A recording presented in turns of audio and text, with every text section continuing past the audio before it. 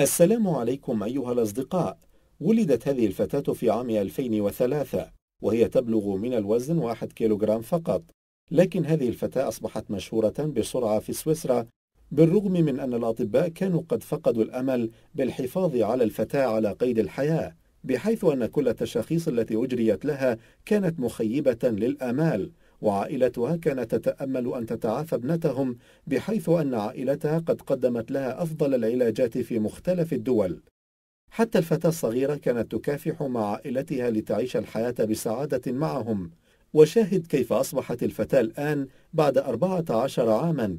في الحقيقة تفاجأ الجميع لكونها جميلة ولطيفة، ولم يصدق ذلك الأطباء. ولم يصدق الأطباء أن الفتاة ما زالت على قيد الحياة. الآن بعدما قال الجميع إنها سوف تفارق الحياة، الاسم الحقيقي للفتاة هو داني، وهي الآن تعيش حياة سعيدة. قالت إنها تحب التزلج والمرح ولعب البولينج كل يوم، لكن المرض الذي أصابها لا يزال مؤثرا على صحتها. فالفتاة بطول 99 سنتيمتر، وأغلب الأحيان من يصاب بالمرض يفارق الحياة في مدة قصيرة لأنه منتشر حول العالم. هناك من بقي قزما طوال حياته بسبب المرض.